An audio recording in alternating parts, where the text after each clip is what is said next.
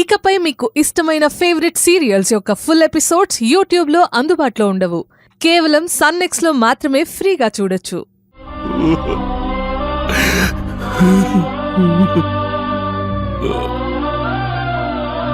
భగవంతుడా,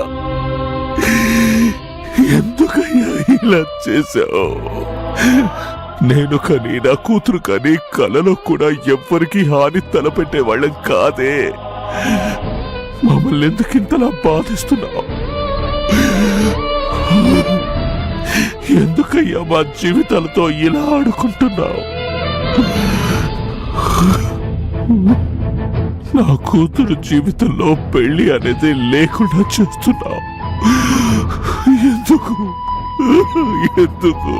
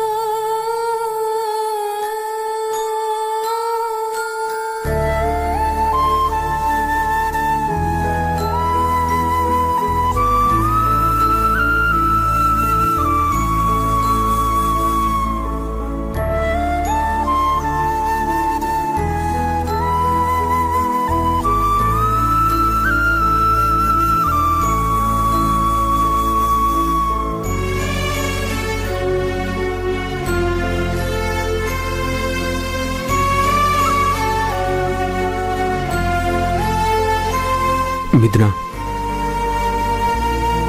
నీ కన్నీళ్లకి కారణం నేనే మిథున. నన్ను క్షమించు. నీ గుండెల్లో ఎన్ని అగ్నిపర్వతాలు బద్దలవుతున్నాయో నాకు తెలుసు. నువ్వు నన్ను క్షమించవని తెలుసు. క్షమించడానికి నాదే ఉంది గౌతమ్. నేను ఒక ప్రేక్షకురాల్లాగా మారిపోయాను. జరిగింది చూడ్డం తప్ప నేను చేసేది చేయగలిగింది ఏముంది? నేను చేసినట్టు అందరూ అంటున్నారు మిథున, కానీ నేనేం చేయలేదు. జరిగిన దానికి బాధపడుతుంది, ఆ కష్టం అనుభవిస్తుంది.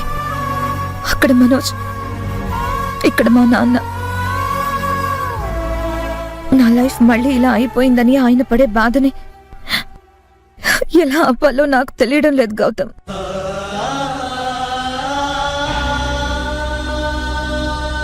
పెళ్లి జరగాలని మనస్ఫూర్తిగా కోరుకున్నవాణ్ణి నేను. కానీ నేనే ఈ పెళ్లి ఆపడానికి ఇలా చేశానని అందరూ అంటుంటే ఇప్పుడు నాకు బాధగా ఉంది మిథున. నన్ను ఎవరు ఎన్ని మాటలన్నా నాకు బాధ లేదు, దిగులు లేదు. కానీ నువ్వొక్కదానివి నన్ను అర్థం చేసుకుంటే చాలు. నా జీవితమే అర్థం లేని ప్రశ్నగా మారిపోయింది.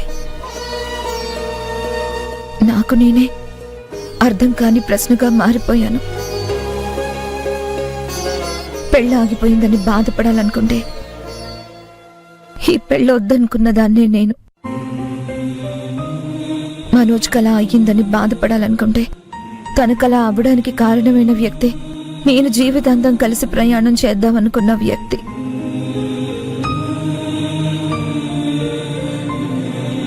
మనోజ్ లాంటి వ్యక్తికి అలా జరుగుండకూడదు.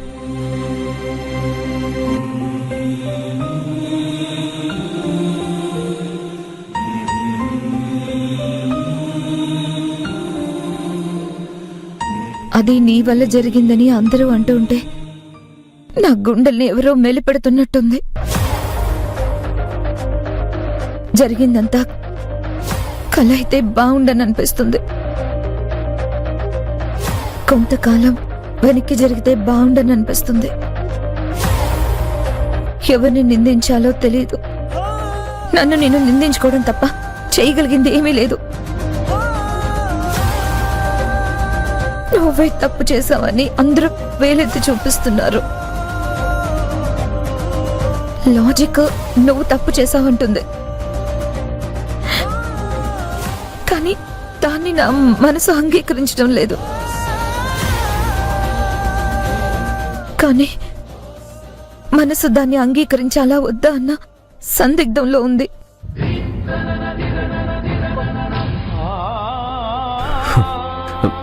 నేను చేయలేదని ఎవరు నమ్మినా నమ్మకపోయినా పర్వాలేదు మిథున.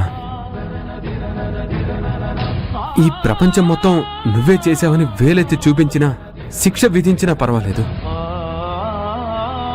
నువ్వొక్కదానివి నమ్మితే చాలు. నా నమ్మకంతో ప్రపంచానికి అవసరం లేదు గౌతమ్. నా నమ్మకాన్ని చట్టం గౌరవించదు, సమాజం హర్షించదు.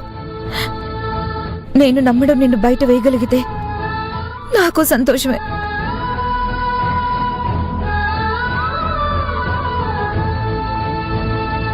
మిథున, నీకసలు నేను పరిచయం అయి ఉండకపోవాల్సిందే. నా పరిచయమే లేకపోతే నీ జీవితం ఇంకా సంతోషంగా ఉండేదనిపిస్తుంది. నువ్వు నన్ను తప్పు చేయలేదని నమ్మితే మనస్ఫూర్తిగా క్షమించు.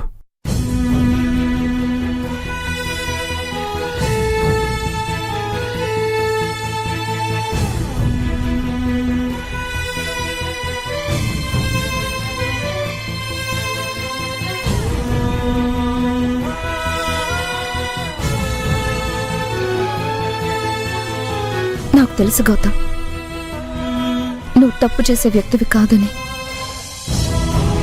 కానీ నిజం తెలిసిందే, ఒక్క భగవంతుడికి మాత్రమే ఆయన నీ రాత నా రాత ఇలా రాశాడు.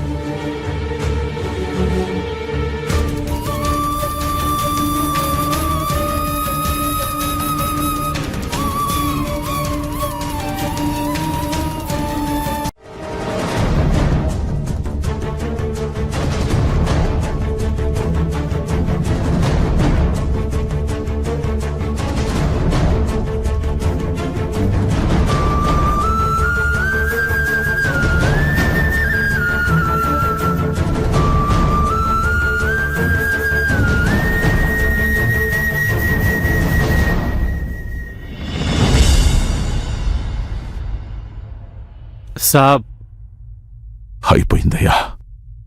నా కూతురు పెళ్లి ఆగిపోయింది. అంతా అయిపోయింది. దాని జీవితం సర్వనాశనం అయిపోయింది.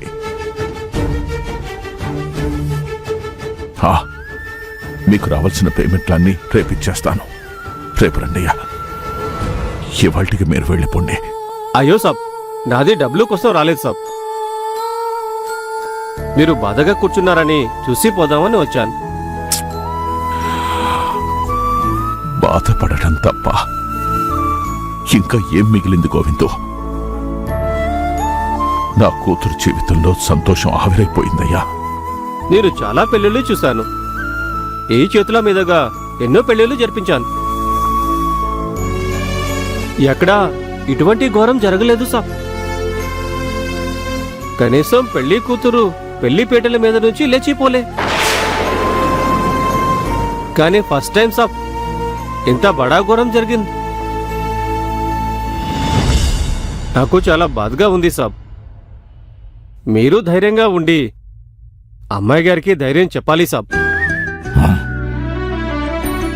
అసలు ఇలా జరిగుండాల్సింది కాదు సాబ్. ఏం చేస్తాం సింగు, అంతా తలరాత.